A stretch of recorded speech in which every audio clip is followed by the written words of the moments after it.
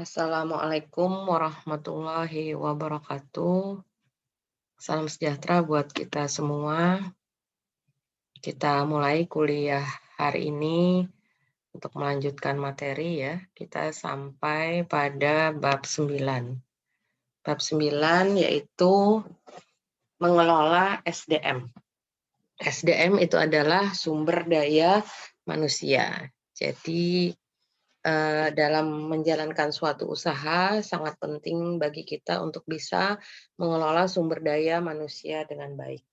Karena kalau sumber daya manusianya tidak di-manage atau dikelola dengan baik, maka sumber daya manusia tidak akan bisa atau tidak akan mau untuk menjalankan apa yang menjadi tugasnya dalam kegiatan operasional. Ya, karena sumber daya manusia atau tenaga kerja itu adalah hal yang sangat penting ya. Apa yang kita lakukan, apa yang kita kerjakan untuk operasional dalam perusahaan tentu saja harus dikerjakan dan dilakukan oleh tenaga kerja atau SDM ya, atau biasa disebut dengan HRD, Human Resources Development ya. Jadi secanggih apapun kita punya mesin, misalnya untuk kegiatan produksi, tetap saja kita menggunakan tenaga kerja. Begitu juga untuk bagian yang lain, ya, bagian keuangan, kemudian bagian pemasaran. Tadi seperti yang Ibu jelaskan tadi bagian produksi ya, yang dengan menggunakan mesin yang canggih segala macam. Kemudian juga HRD atau SDM itu sendiri. Semuanya menggunakan tenaga kerja atau manusia. Sehingga sangat penting untuk mengelola sumber daya manusia dengan baik. Kita sering mendengar ya, adanya demo atau adanya protes dari tenaga kerja terhadap kebijakan perusahaan. Nah, kalau sudah terjadi demo atau protes seperti itu, pasti akan menghambat jalannya perusahaan tersebut ya. Kalau sudah demo kan operasional berhenti, produksi berhenti, tidak ada pemasaran, tidak ada penjualan, tidak ada uang masuk. Nah, itu kan merugikan perusahaan.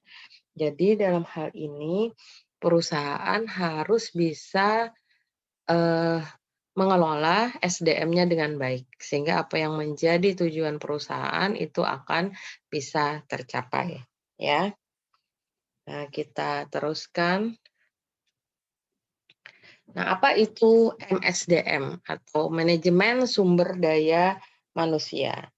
Jadi MSDM itu adalah manusia atau karyawan yang menjadi motor penggerak kegiatan usaha, sehingga perlu dikelola dengan profesional. Nah, seperti yang Ibu jelaskan tadi, maka harus ada pengelolaan SDM dengan baik dan profesional, ya.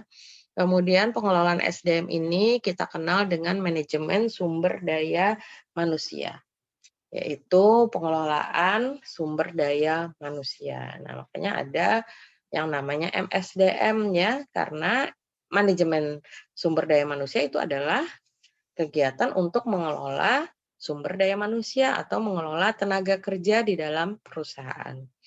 Jadi sangat perlu untuk dikelola dengan baik ya, sehingga apa yang menjadi tujuan perusahaan itu akan tercapai. Semuanya motor penggeraknya adalah manusia atau tenaga kerja, ya. Kita tidak bisa memperlakukan tenaga kerja seperti kita memperlakukan mesin, ya, itu tidak bisa.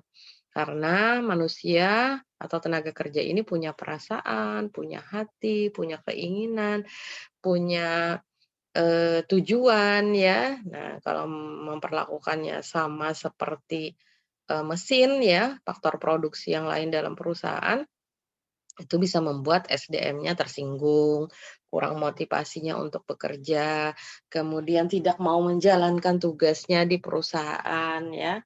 Nah, itu pasti akan menghambat dan akan membuat perusahaan itu menjadi tidak akan maju. Malah bisa sampai perusahaan itu gulung tikar atau bangkrut ya.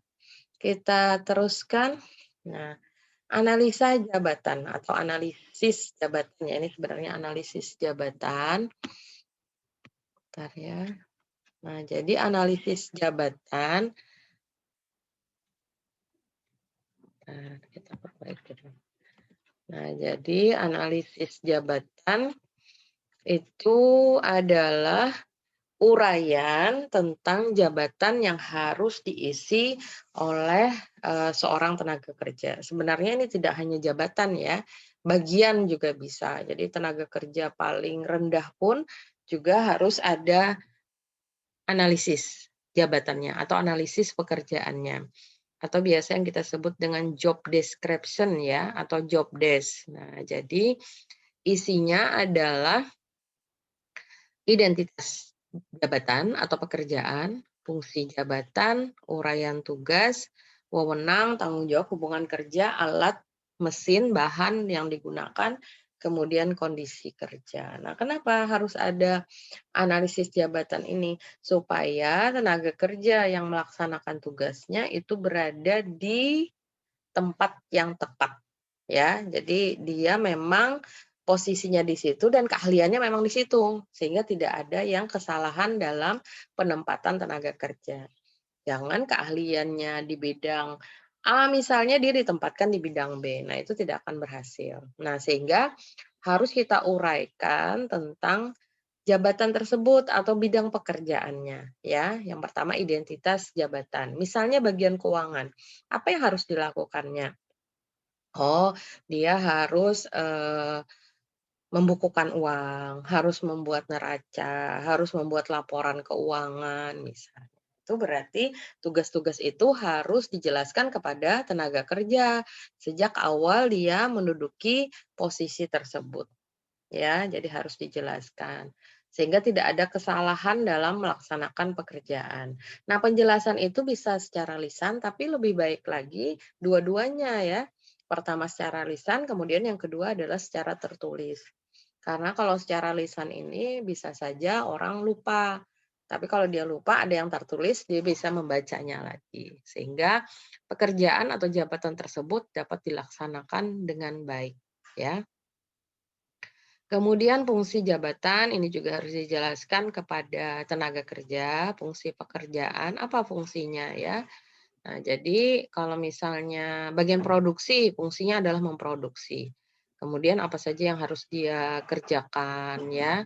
Kemudian kalau dia tidak mengerjakan tugas, apa dampaknya bagi bagian yang lain? Karena pasti akan berdampak.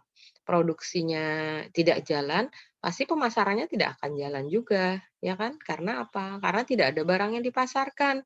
Produksinya aja tidak ada, tidak dilaksanakan. Pemasaran tidak jalan, maka keuangan juga akan terhambat karena tidak ada uang masuk. Nah, uang masuk itu kan digunakan untuk membayar atau membiayai, kewajiban-kewajiban perusahaan, ya, membiayai bayar listrik, membiayai untuk bayar gaji, ya. Nah, kalau tidak ada pemasukan, apa yang mau dibayar gaji? Nah, kalau sudah gaji tidak terbayar, bisa saja nanti karyawannya juga akan mogok atau protes. Nah, ini kan saling berkaitan ya. Kemudian uraian tugas, ini perincian dari yang pertama ya, apa saja uraiannya. Jadi jabatan atau pekerjaan di bidang keuangan. Nah, diuraikan pekerjaannya apa, membukukan uang, menghitung uang, kemudian menyerahkan kepada bagian-bagian tertentu yang memang membutuhkan uang tersebut misalnya, itu adalah uraian tugas. Kemudian wewenang. Nah, di bagian tersebut berarti dia berwenang untuk, bisa bekerja dengan baik. Jangan kita bidangnya lain, tapi kita mencampuri pekerjaan orang lain. Jadi sesuai saja dengan wewenang kita dalam menjalankan pekerjaan tersebut. Kemudian tanggung jawab ya, harus punya tanggung jawab terhadap pekerjaan. Nah, kita bertanggung jawab kepada atasan kita, orang yang di atas kita. Apa yang harus kita, eee, apa yang sudah kita kerjakan kemudian harus kita pertanggungjawabkan. Hubungan kerja harus bisa membina hubungan kerja yang baik, baik satu bidang ya, rekan satu bidang, maupun rekan di bidang-bidang yang lain. Karena pasti saling berhubungan. Tadi seperti pemasaran dengan produksi, pemasaran dengan keuangan, itu kan harus saling berhubungan. Dan harus dibina hubungan kerja yang baik ya. Tidak akan nyaman kan kalau kita bekerja misalnya suasananya, marah-marahan, kemudian ada yang merengut misalnya, muka masam, nah itu kan tidak enak. Jadi binalah hubungan kerja yang baik. Kemudian bahan, alat, dan mesin yang digunakan ini juga harus dijelaskan kepada tenaga kerja di bagian tersebut. Misalnya bagian produksi, maka bahan bakunya adalah di mana tempatnya, berapa yang harus dipakai, ya, kemudian bagaimana memeliharaannya, ya. Alat kemudian mesin dia juga untuk berproduksi bagaimana mengoperasionalkan mesin tersebut.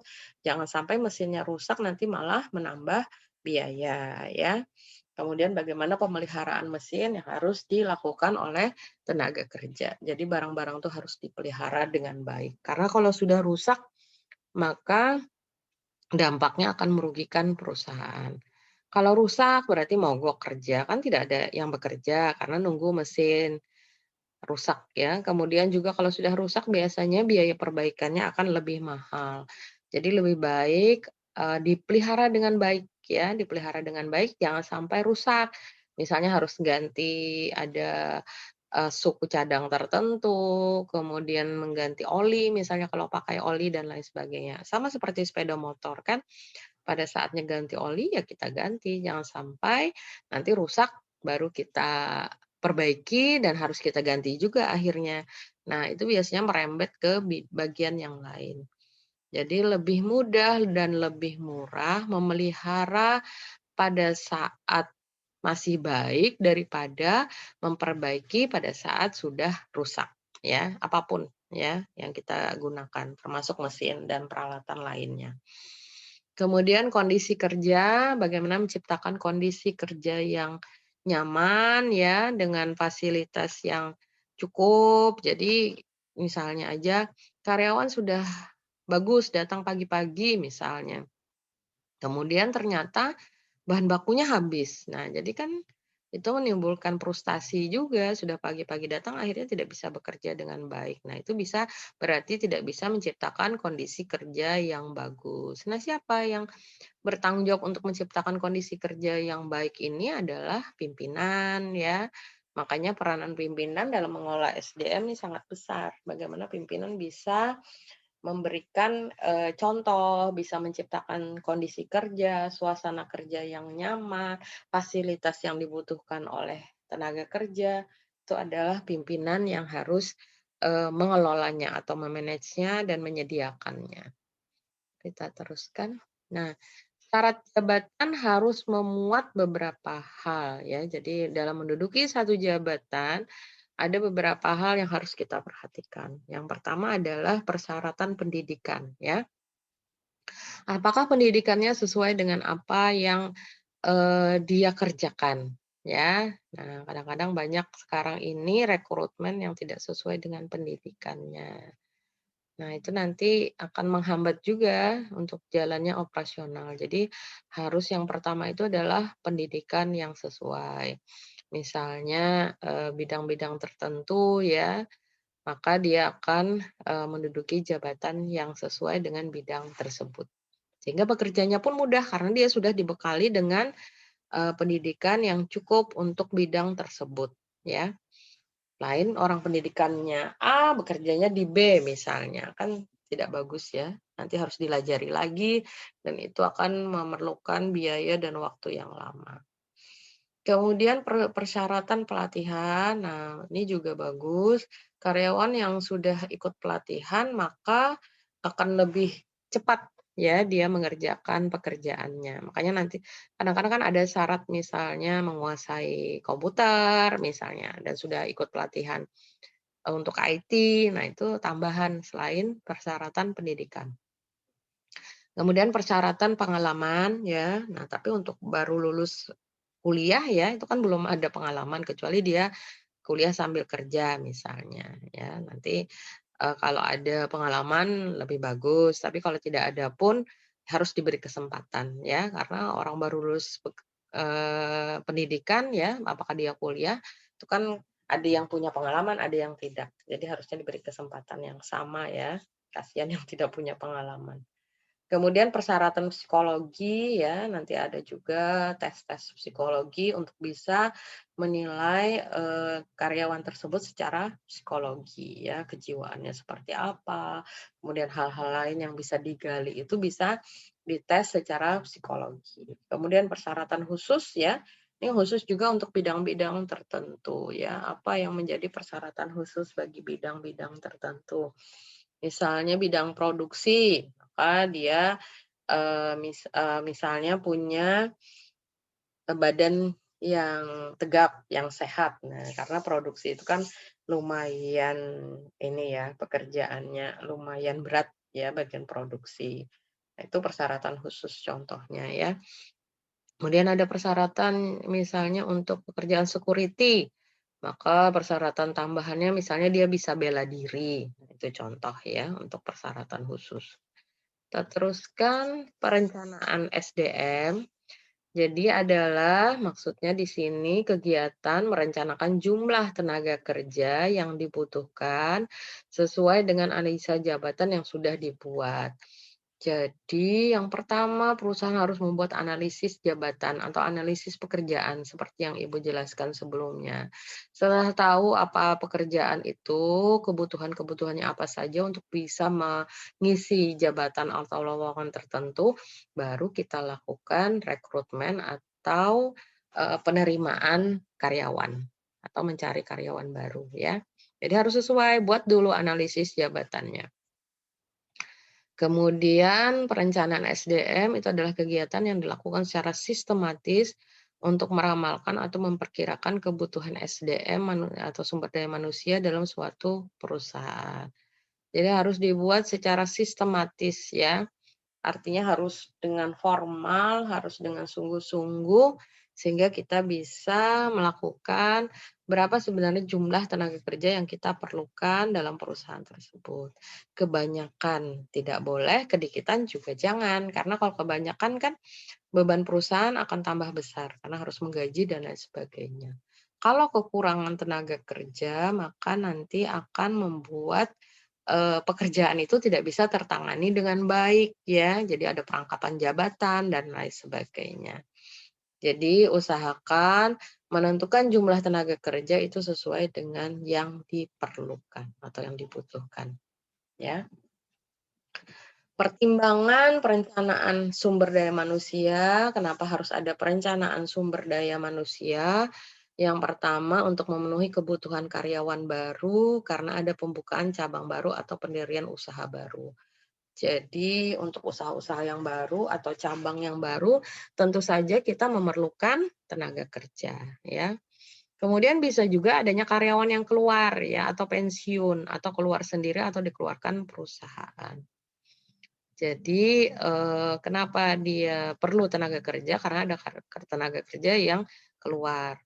Kemudian ada yang pensiun, nah keluar ini ada 2 ya, ada yang keluar sendiri atau dia mengundurkan diri, yang kedua adalah karena dia diberhentikan oleh perusahaan, sehingga kita perlu menambah tenaga kerja. Kemudian pertimbangan lainnya ya, tidak satu dan 2. Tapi ini bisa saja perusahaan karena penjualannya lebih banyak, perusahaannya maju sehingga perlu penambahan tenaga kerja. Itu contoh untuk pertimbangan yang ketiga atau pertimbangan lainnya. Kita teruskan pengadaan karyawan atau biasa disebut dengan rekrutmen itu adalah upaya mencari calon karyawan yang memenuhi syarat tertentu sehingga di perusahaan dapat memilih orang-orang yang paling tepat untuk mengisi jabatan atau lowongan yang ada. Nah, jadi rekrutmen itu pasti menginginkan adanya tambahan karyawan, kemudian dia harus mencari calon karyawan dengan persyaratan tertentu sesuai dengan pekerjaannya. Kemudian diharapkan dapat memilih orang-orang yang tepat ya, jangan dapat karyawan tapi tidak tepat. Nah, itu pasti tidak akan bagus nanti jalannya usaha tersebut karena tenaga kerja yang masuk itu tidak sesuai dengan apa yang diharapkan oleh perusahaan. Kita teruskan. Nah, seleksi setelah rekrutmen ya. Rekrutmen itu mulai dari pemasangan iklan, ya kalau memang harus iklan atau bisa saja informasi dari mulut ke mulut, kemudian masuk lamaran.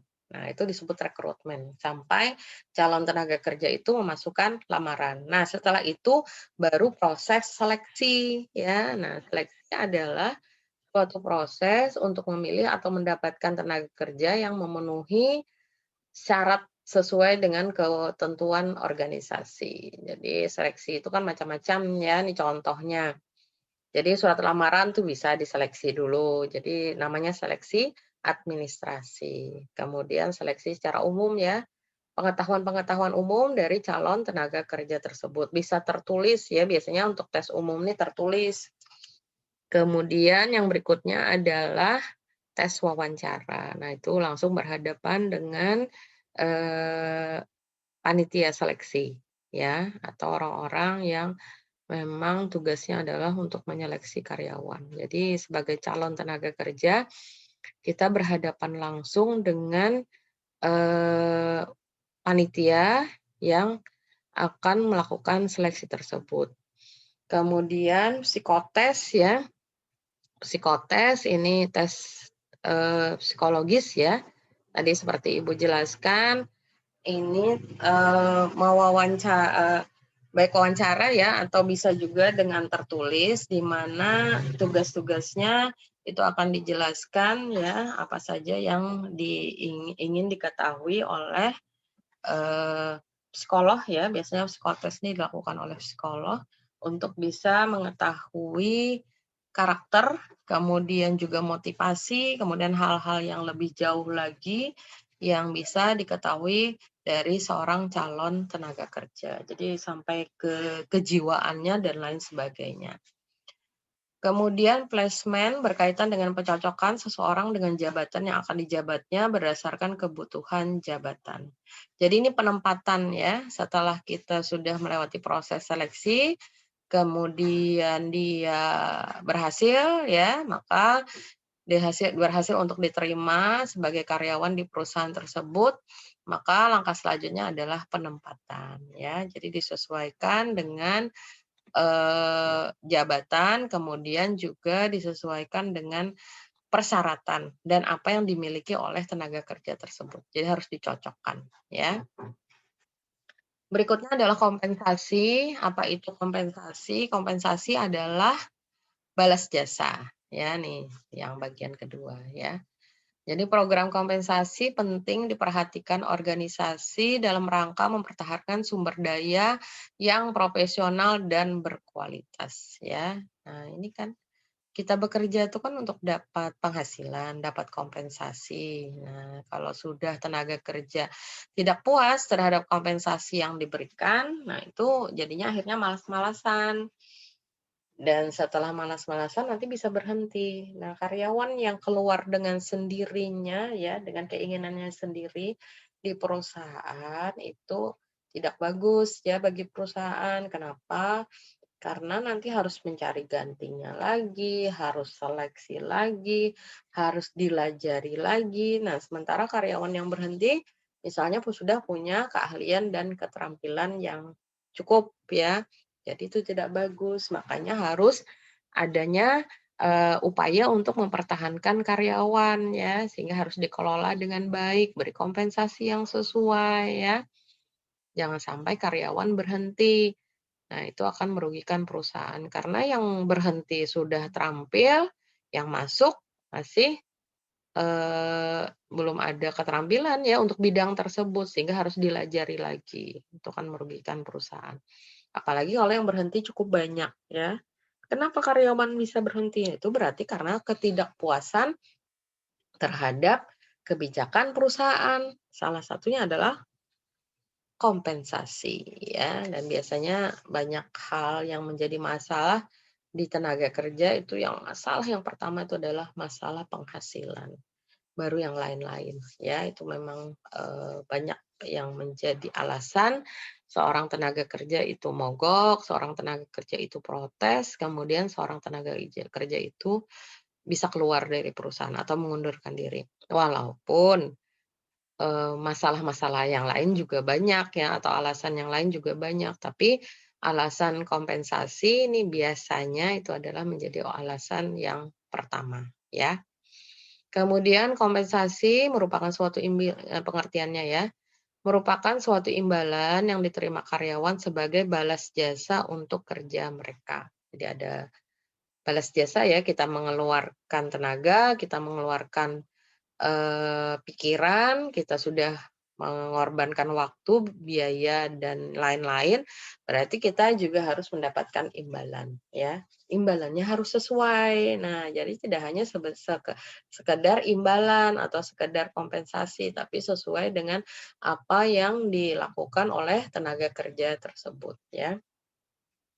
Biasanya yang terjadi itu adalah kenapa ketidakcocokan itu bisa terjadi, karyawan merasa terlalu sedikit yang diterimanya, sementara perusahaan merasa bahwa yang diberikannya itu sudah cukup. Nah, jadi ketidaksesuaian itu, sehingga perlu benar-benar dianalisa ya untuk memberikan kompensasi yang cukup sesuai dengan kebutuhan dan apa yang diberikan oleh karyawan kepada perusahaan. Jasa apa yang sudah diberikannya itu harus disesuaikan.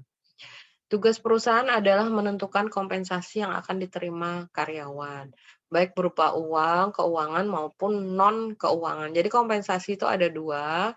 Jadi yang pertama adalah finansial atau keuangan, yang kedua adalah non finansial atau non keuangan. Apa contohnya? Kompensasi keuangan jelas, yang diterima adalah berupa uang, gaji, tunjangan, bonus ya, itu yang diterima karyawan berupa uang atau finansial. Yang non finansial atau non keuangan contohnya apa? Misalnya kita bekerja di situ, kita dapat fasilitas kesehatan, BPJS misalnya. Kemudian ada fasilitas perumahan, ada mes, ada kendaraan dinas, kemudian ada liburan bersama misalnya, cuti bersama ya, kemudian ada jalan-jalan, studi banding dan lain sebagainya. Jadi itu juga yang kita terima karena kita bekerja di sana, tapi bukan berupa uang atau finansial. Jadi ada dua ya kompensasi yang bisa diberikan oleh perusahaan, finansial dan non finansial. Kemudian perencanaan karir, perjalanan kerja seseorang selama berada di perusahaan itu adalah karir ya.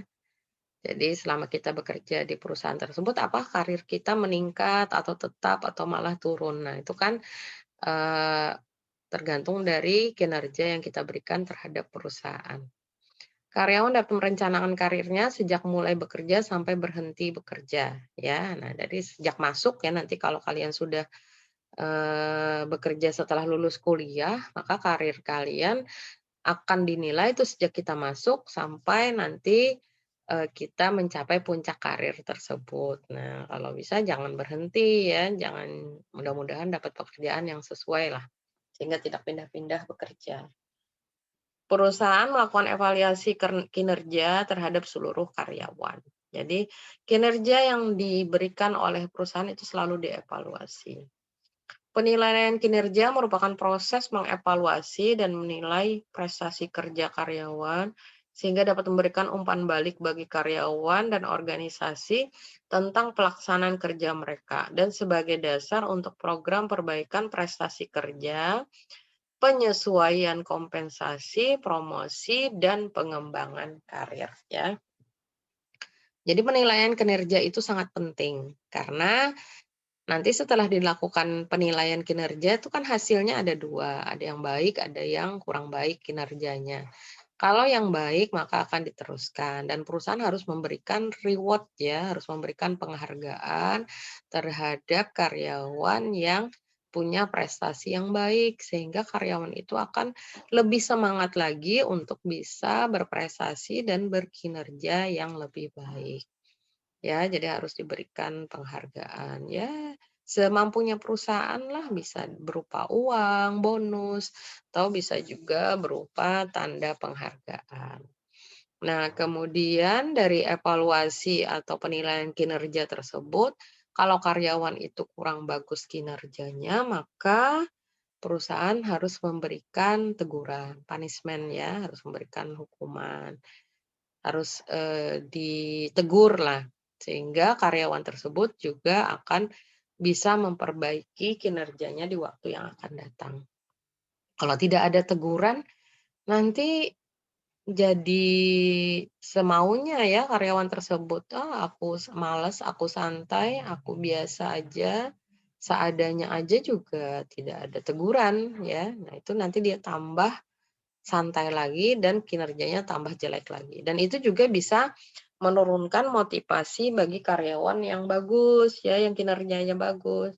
Dia akan marah karena katanya yang jelek juga tidak ditegur ya, ngapain saya rajin-rajin misalnya seperti itu. Karena tidak ada perlakuan khusus ya bagi orang-orang yang bagus dan tidak ada teguran juga bagi orang-orang yang kurang bagus kinerjanya. Jadi harus ada perbaikan ya, sehingga di waktu yang akan datang itu kinerja akan meningkat. Dan ini juga sebagai dasar untuk program perbaikan prestasi kerja, penyesuaian kompensasi, promosi, dan pengembangan karir ya.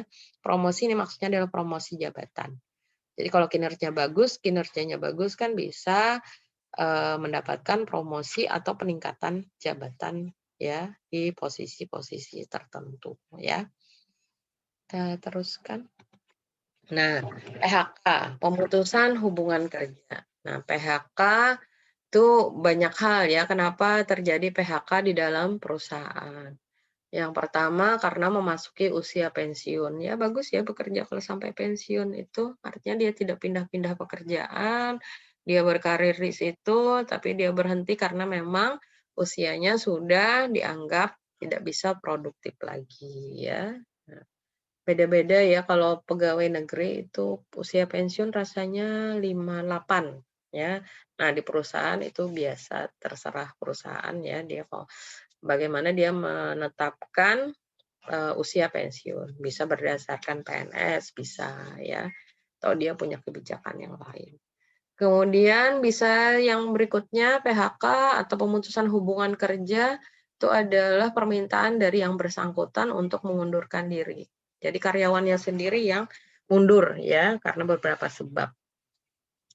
Bisa karena keadaan di perusahaan, bisa juga karena keadaan si tenaga kerja itu sendiri. Kalau keadaan perusahaan mungkin ada hal-hal yang tidak sesuai kebijakan perusahaan dengan apa yang diinginkan oleh karyawan. Tapi kalau pengunduran diri karena karyawan itu sendiri, nah itu contohnya misalnya dia harus, ikut kalau perempuan ya, ikut suami misalnya pindah tugas. Nah, jadi dia tidak bisa tetap bekerja di situ. Kemudian bisa juga, eee ya, jadi alasan-alasan itu kan macam-macam, bisa karena dia tidak sanggup lagi ya, nah itu kan keadaan di tenaga kerja itu sendiri. Bisa karena dia sakit ya, nah jadi bukan karena kondisi di perusahaan. Jadi ada 2 sebab. Kemudian pemecatan karena melakukan kesalahan. Nah ini dilakukan oleh perusahaan, pihak perusahaan yang memecat tenaga kerja. Kalau ini tenaga kerjanya sendiri yang mengundurkan diri. Nah, biasanya memang pemecatan itu karena kesalahan dari tenaga kerja itu sendiri, sehingga perusahaan harus memecatnya atau mengeluarkannya dari perusahaan. Nah, untuk, pemecatan ini juga ada 2 ya, ada yang diberi pesangon, ada yang tidak, karena ini perusahaan yang memutus hubungan kerja. Tapi kalau permintaan sendiri, itu tidak dapat pesangon biasanya. Nah, jadi kalau dari perusahaan yang memutus hubungan kerja itu dapat pesangon, tapi tergantung dari kesalahan tenaga kerja itu sendiri ya. Kalau kesalahannya fatal ya juga tidak dapat pesangon. Kemudian pensiun dini, jadi dia sudah mau pensiun sebelum memasuki usia pensiun tersebut. Ini juga berbagai hal ya, alasan dari tenaga kerja. Ini bisa dari tenaga kerja, bisa juga dari perusahaan. Ya, kemudian yang berikutnya adalah meninggal dunia. Nah, jadi PHK ini bukan berarti pasti nomor C ya. Biasanya mungkin kita memikir kalau PHK itu pasti dipecat ya. Sebenarnya tidak. Ini kan artinya tidak ada lagi hubungan kerja antara perusahaan dengan tenaga kerja ya, dan beberapa hal bisa menyebabkan PHK itu terjadi ya. Nah, kita habis kayaknya ya. Nah, sudah selesai materi kita. Semoga kalian memahami ya, arti pentingnya mengelola sumber daya manusia di perusahaan untuk kemajuan perusahaan, karena tenaga kerja ini memegang peranan yang sangat penting ya, karena dia yang melaksanakan tugas, dia yang menjalankan operasional perusahaan, baik produksi, penjualan, pemasaran, keuangan ya, pengelolaan SDM itu semuanya adalah dilakukan oleh tenaga kerja. Kalau sampai tenaga kerjanya tidak bisa dikelola dengan baik, maka perusahaan itu pasti pasti ya, itu juga tidak akan bisa berjalan dengan baik. Karena penting sekali peranan tenaga kerja ini. Makanya harus dikelola dengan profesional dan maksimal juga ya. Demikian untuk materi pada hari ini. Nanti silahkan kalau ada yang ditanyakan ya. Ibu tutup dulu kuliah kita. Semoga kalian memahami dan mengerti ya tentang pentingnya pengelolaan SDM dan semoga kita sehat semuanya. Wassalamualaikum warahmatullahi wabarakatuh. Salam sejahtera buat kita semua.